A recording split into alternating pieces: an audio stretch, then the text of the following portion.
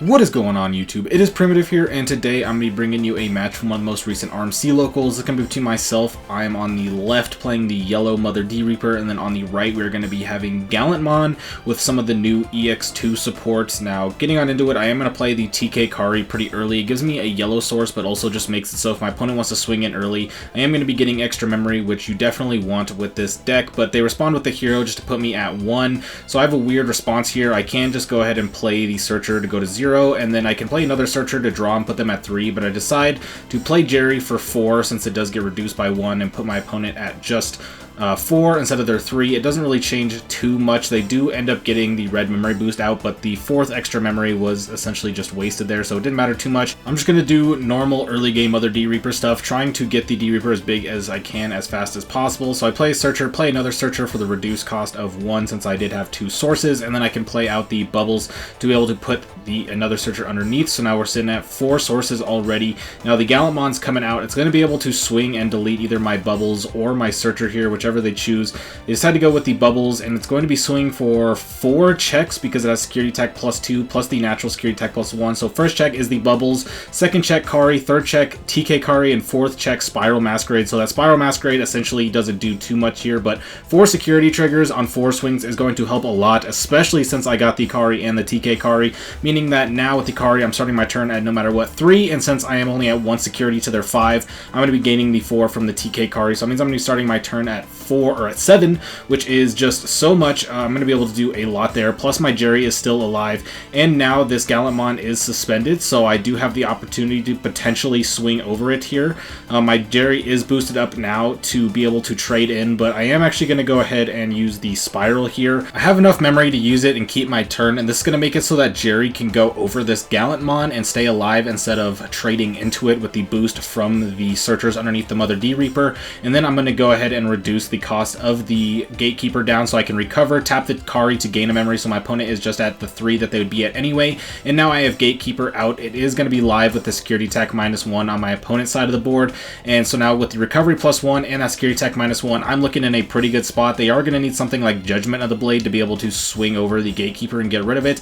I don't think they're going to have anything outside of maybe Gaia Force that would be able to pop this here. I know they are playing Crimson Blaze. I'm not sure about the Gaia Force exactly, so bringing out the Gatekeeper and just putting my opponent at 3 was a pretty safe play because there's not too much that they're going to be able to do about it. My opponent chooses to pass turn with the Takato, which I'm not too worried about right now with that Blitz because I am going to try to go for game this turn. I am going to start building up the board just in case things do go wrong, but this actually ends up being a misplay, and we'll go over why here in a little bit. But I'm going to swing in with the Gatekeeper. I'm going to swing in with the Jerry just to get those checks in early, try to search out for something like a Gaia Force in security, because now I'm most likely going to go for the Reaper here. So I'm going to play the Pilates head for 3 and then the Searcher for 3, just to use all my memory. That's because I'm going to get rid of my Searchers, so I'm not going to be able to reduce costs anyway. I do hit the Crimson Blaze, and this is why it was actually a bad idea to go ahead and play everything out when I'm going to make them so weak, because I swung into the Crimson Blaze, which was able to delete a good amount of my board, and then I hit the Fireball, which isn't going to do anything, and then I hit the Gallantmon, but I'm going to be able to just keep unsuspending with these Searchers and be able to keep going in for game right there and take game 1. Now my opponent is going to choose to go first, which is different than what is normally done in Digimon. A lot of times you want to go second, but with this deck,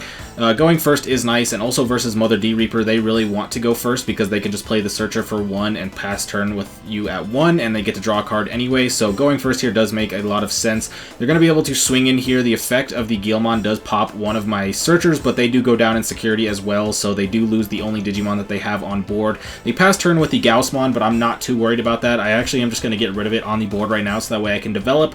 Do have Starmons in hand, so I can just play the Searcher for 1, go to 0, and then play the Starmons to pop the Gaussmon. Doesn't actually do anything to my deck. I don't have any way to really reduce Digivolution costs, so the Gaussmon doesn't matter. It's mostly I just wanted to get the Starmons on board to get a security check while also just being able to get rid of the Gaussmon so they can't Digivolve on top of it or get their own offensive security checks, but they just start building back up and raising a Growlmon into a War Growlmon. I'm going to swing with these Starmons here. It does go down, but luckily didn't hit anything like a option card or a Tamer, just hit a Growlmon, which is fine going down. down. But now I'm just reading what the inheritables were there on that Gallantmon so I could make sure what it does. After making sure that it deletes 4K or lower, I am going to be playing out the Jerry. The Jerry can't get popped right now, and it is a nice card to have out because my opponent is going to be sitting at 8K, so if they swing, I could play one more Searcher and then trade into it, or I could just use the effect to suspend it and go under, but they're going to use the Crimson Blaze, which is actually going to clear everything off there, unfortunately.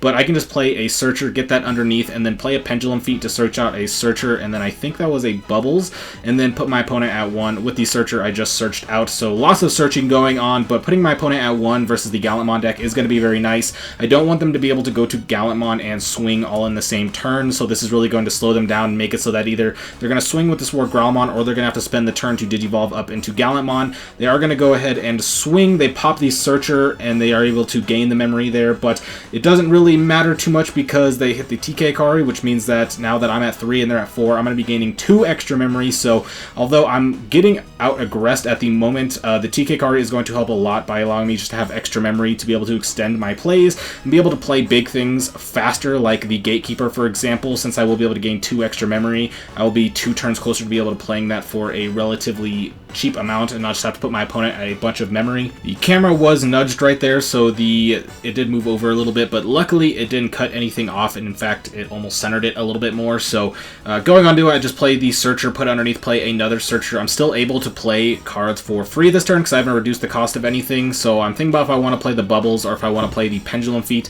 I am likely just going to play both, so I decided to play the Pendulum Feet first. It's going to grab a Reaper and a Searcher, and then I'm just going to play the Bubbles out, put my opponent at 2, and then I can put the Searcher underneath. This allows me to play another Searcher for 1 next turn, put that underneath and play another one for 1, so always good to be able to end your turn with no Searchers on the board, especially when you have multiple in hand. And as of right now, I'm not feeling too scared about what's happening. My opponent can swing 2 checks with the Gallantmon and then 1 with the Gallantmon, which would clear the 3 checks on board, but they don't have a Tamer, which means they can't go for Hybrid for game, and I haven't seen a Blitz Omnimon, so that would be their really only out. But considering the fact that they are playing Crimson mode, I doubt that they are playing the Blitz Omni. They could, but it might only be a 1-of, but they're going to swing 2 checks, hit Gatekeeper, top check, and then second check, I'm going to recover the Plotty Head, will go down. Not really that big of a deal, the recover, because I feel like I was going to be safe no matter what, but the big deal is that I have the Gatekeeper on the board now, which with 5 sources underneath Mother D Reaper means that next turn it's going to be at 15k, so I can very easily swing over a Gallantmon here, and then I can just swing over the Gallantmon with the Pendulum Feet till they Crimson Blaze, which gets rid of the Pendulum Feet, so now I can't clear both. But if I do just get 1 more source underneath the Mother D Reaper, the Security Attack -1 effect from the Gatekeeper will be live, and then I will no longer have to worry about the Gallantmon just because it'll have Sec -1, meaning that I won't be able to get attacks, and then once I get rid of this Gallantmon, they'll have to Digivolve up on top of it anyway to be able to start getting some security attacks. But my opponent's going to go ahead and play Hero, put me to 3, I go to 5 with the TK Kari, use 1 to play the Searcher and put it underneath. Now have 6 underneath, which means that we are live, and then of course I am going to be swinging over the Gallantmon. I need to get this off the board as soon as possible. I can get rid of this Gallantmon if I want to, just because I have the Spiral in hand, but I am going to play the Bubbles to put a Searcher underneath, so that way I can get full value from the next Searcher and play it for 1. Then I'm going to play the Reinforcing Memory Boost, reveal 2 Spiral Masquerades, so 1's going to the top no matter what, and this is great because now my opponent has Security Attack -1, and then once they finally do get a Security Attack, the top check is a Spiral, meaning that they are going to get spiraled out of there unless they do something like Crimson mode to be able to trash the top security, but we are a lot of memory away from hitting a Crimson mode here. They're going to need much more memory than the 4 that they have to be able to Digivolve all the way up and get those checks. And now since I have 3 Digimon on the board, I could start to threaten to go for game because I could swing with the Gatekeeper and the Bubbles and then be able to put this Searcher underneath and go for the Reaper. The Reaper will be at 16k once I get 1 more Searcher underneath, which is actually very big, and I'm waiting to go for Reaper until I have 16k because Crimson mode itself is 15k and I don't want to swing into that and die in security. So looking at my opponent now, they're just looking at what they want to do to be able to survive. They definitely should know at this point that they are falling behind a little bit, especially now with this Gallantmon suspended. I will be able to swing over it with the Searcher and then be able to just put the Searcher underneath. So they're going to play Red Memory Boost. I can't see quite what the last 2 options are, unfortunately, but it doesn't really matter too much because they are going to the bottom, as my opponent chose the Growlmon that was revealed first, and I'm going to just try to go for game anyway here. This is my opponent making sure that I can swing over the suspended Gallantmon with the Searcher that I put underneath. It does say your turn, your opponent can't attack players, and I attacked a Digimon, not a player, but now I'm going to go in right here. I do have the Reaper, and it is just time to go in. I am thinking if there's anything else that I could do that's safer. One of them is playing the Gatekeeper for the reduced cost, while I still can reduce the cost of something, and then playing the Reaper, swing, unsuspend. I hit 15k, but like I said, I was waiting till I had enough sources to make my Reaper 16k so I could swing, and then I'm going to go ahead and swing in, unsuspend more times. I had 2 more unsuspends, so that was definitely game right there, but was able to take it. No Judgment of the Blades coming out that set, which is a very big factor in a match like this, so definitely don't take this as how the matchup should be going all the time, because my opponent did get a little bit unlucky, and I did have some pretty good security this set. But with that being said, if you enjoyed, be sure to like and subscribe, because I'll be bringing you even more content, and I will catch you all next time. Peace out.